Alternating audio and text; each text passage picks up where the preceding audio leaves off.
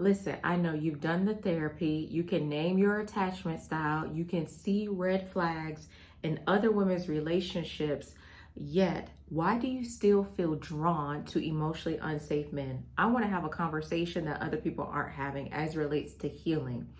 If you're new here, welcome to Heal the New Sexy, where we discuss all things healing, self-love, and relationships.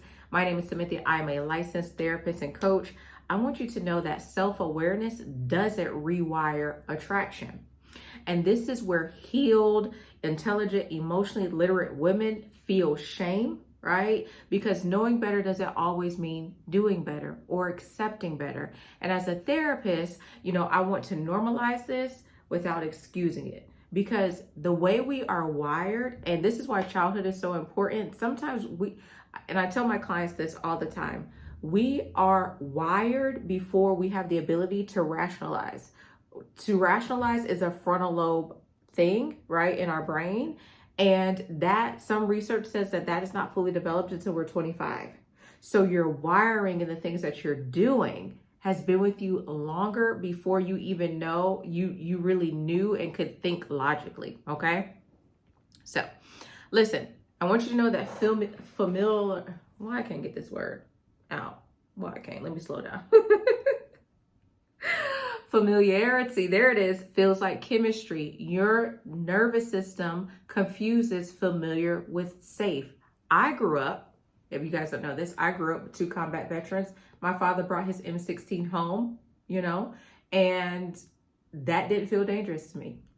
I remember being on base and the men would have their M16s and they would clear them in this barrel. That didn't feel unfamiliar to me, right? That there was nothing about that felt unsafe. For somebody else, you'd be like, your daddy brought an M16 to the house and did. You was around M16s and was, but guess what? There was nothing about it that felt unsafe to me. That's the same as it relates to our nervous system. There's certain things that are unsafe that we have grown up around or we've experienced in relationships, so it feels familiar. And because it feels unfamiliar, even though it's unsafe, it feels safe to us, okay? So emotionally unsafe men often feel intense quickly, trigger anxiety, longing, or obsession, create emotional highs and lows. That's why I say he'll chase you and then he'll pull back. Why is he pulling back? Because he's trying to he'll create that low in order to create the high, because then you lean in, okay?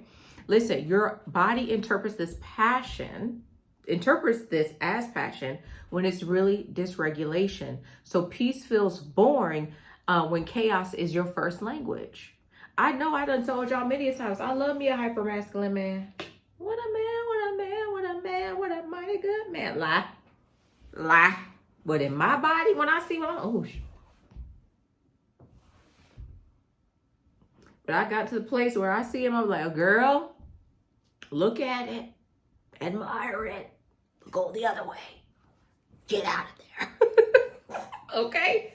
Because when chaos is your first language, when you grew up in a chaotic home or environment, now, and I know we often say that peace feels boring, but I need to do a video about that, because there's this misconception, especially in these conversations with good men, like women don't want a good man, but peace can feel boring, but also that boring that you're feeling may be because sometimes in relationships, it does get a little boring, and you do need to be intentional to address those stagnant times and periods in your relationship. So I'm going to make sure to do a video for you about like when your relationship gets boring. And some people do some extremes. We're not doing no extremes to put a spark in a relationship. You just guys need to reconnect and turn towards each other, okay? And sometimes in life, things are happening and you shift focus, all right? But let me get on task, all right?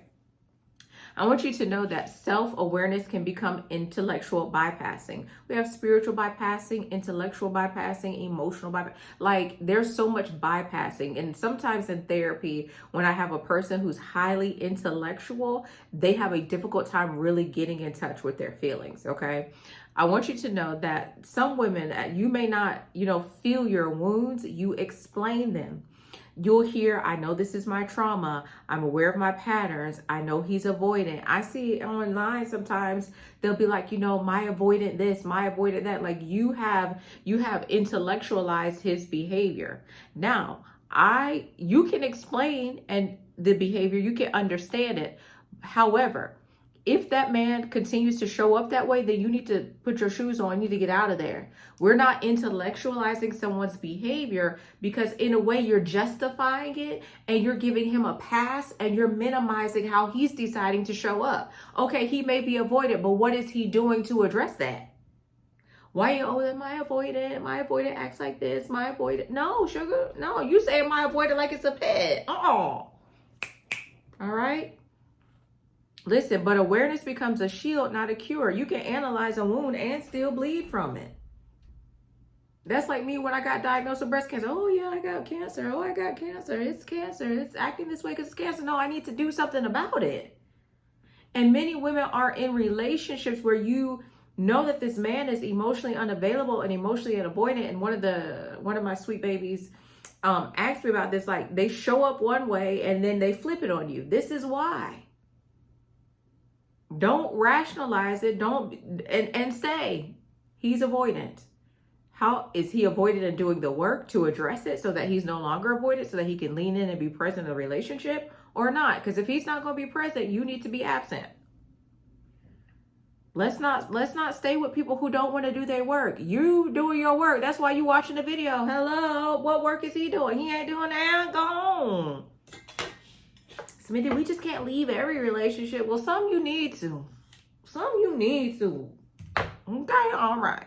Listen, emotionally unsafe men validate old worth narratives. You've worked on your self-worth. You worked on how you want to be treated, how you want to be seen. You've worked on being able to love yourself. You've worked on challenging the old script in your head about what you were worthy of, okay? And many self-aware women are still unconsciously trying to prove, right, that I am enough, that a man will choose me, that I can be loved consistently. However, when you are with an emotionally unavailable man, he's not going to give it to you.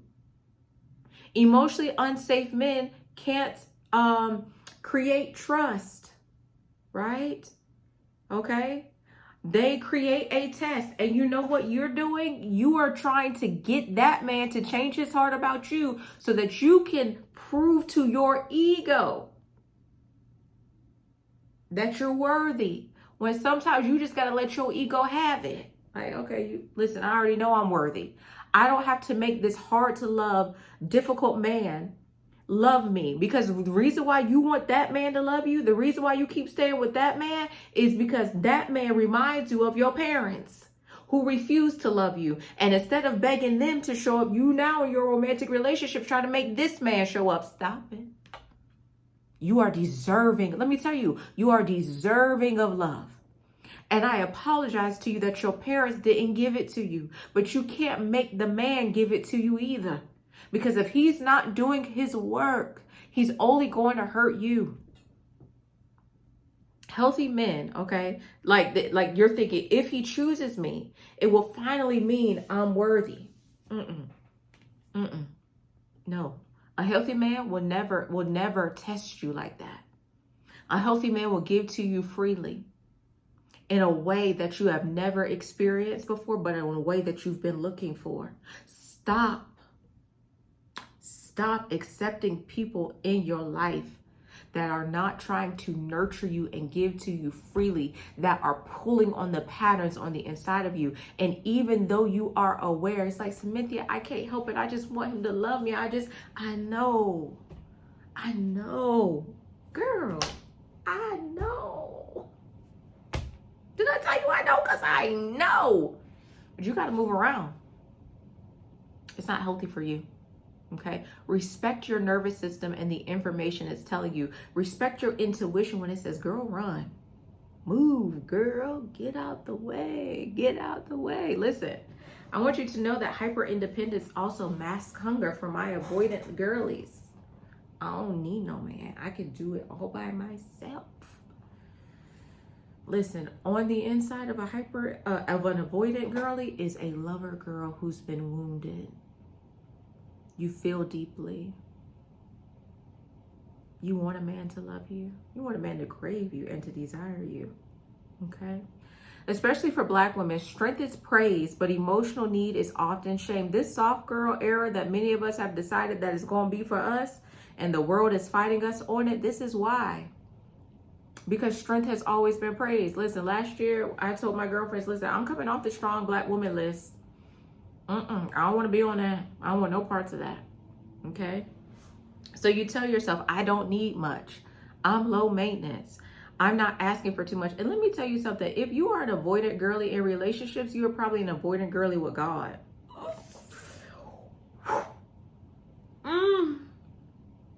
Maybe I need to do a video. What your attachment style say about your relationship with God? Let me write that down. Because I've heard many women, oh, I don't ask God for much. Why not? That's not what he said. His Bible say, give me no rest. Give me no rest. I think that's Jeremiah 33:3. I think that's what it is. Okay. So you low maintenance. And then you get frustrated when a man can't even meet that. Because guess what? What you're asking for men or looking from them for is not even the bare minimum. You're asking for below the bare minimum. And then when they don't give you that, now you're upset and frustrated. Emotionally unsafe men benefit from women who've learned to downplay their needs. Oh, I'm just a basic girl. I don't need all that. You need the sun, the moon, the stars. You need all of that, sugar. You need all of that. You need all the constants and constellations and all of that. You need all of that. Yeah, you can do it by yourself. Y'all may not know my song. Back in the day, I'm a hyper independent girly in recovery, but back in the day, the Yin Yang Twins had a song that said, smoke by myself, drink by myself, for real. Okay, that was my song back in the day. All right. But don't downplay your needs. Don't downplay your needs. Stop fearing that a person can't meet your emotional needs. If he can't meet your emotional needs, he's not the man for you. Okay? All right? Healing doesn't automatically upgrade desire. Healing teaches boundaries. It teaches ways of coping. It teaches ways of navigating complex emotions and even situations. It doesn't always recalibrate attraction right away. I always tell my sweet babies that do therapy with me, you may have to come back to me or the girls I coach, you're going to have to come back to me when you start dating. Because you may need somebody objective to say, listen, this pattern, you have a pattern that looks like this, okay? Listen, that recalibration requires time and healthy dynamics, letting boredom detox from your nervous system, choosing consistency over intensity. You don't need butterflies. You don't need chemistry. When they, what's that, pop the balloon? There was just no spark. There was just no spark. What is this? We setting a fire? Set a fire. Let it, what are we doing? Healing isn't just insight, it's retraining desire. It's you seeing a man and be like, ooh, he do everything for, and realizing, that's not the one. That's not the one. And being able to recognize a healthy man and being able to recognize if a man is showing up healthy, but when he switches, that you got to get out the way, okay? At some point, self-awareness without behavioral change becomes self-betrayal. Not because you're broken, but because you're ready for the next level of healing. I love when the women say, Smithy, I did this and I did this and I did this. I always say healing is like an onion. You may come to therapy or coaching because of a big pain, but then there's also little tweaks that are needed. And when you realize like you are doing the little tweaks, that's a different level of healing, okay? So you go from healing from the pain of your past to now healing how you show up, healing how you communicate, healing and looking at the nuances of how you date and how you relate to others. That's a different level, all right? So let's talk about what actually shifts the pattern. Stop dating for chemistry and date for emotional safety. I love an emotionally safe man. I love a considerate man. I love a man of character, high morality, and integrity. they show up differently. You feel them in your body differently. Okay? They feel like, when you've ever like dried your comforter and it's nighttime and you get it and it's warm and you put it on, that's how those men feel. That's how they feel. Notice who calms your body, not who excites your anxiety. Let go of men who feel like a challenge, because that's your ego that you're dating with, or that's your ego that you're in relationship with. Accept that healthy love may feel unfamiliar before it feels good. Just because it's different doesn't mean there's something wrong with it. But after a while, you'll come to a place of accepting it and knowing that this is what healthy love is supposed to feel like. Self-aware women don't struggle because they're weak. They struggle because their healing outgrew their habits. And when you heal, you also have to address your habits. Like you have to heal if you're, let's say you're losing weight, you get on a GLP-1, right? You have to heal your relationship with food, and then you have to change your habit. Okay? And that means change isn't far, it's just uncomfortable. We're healing our habits now. You did your healing work. I'm proud of you. You're aware. You know what your attachment style is. You know the red flags. You know all of that. You know your triggers. But now we got to address the habits. All right. I want to hear from you below. Okay. If you haven't subscribed, why not? Hit that subscribe button up top.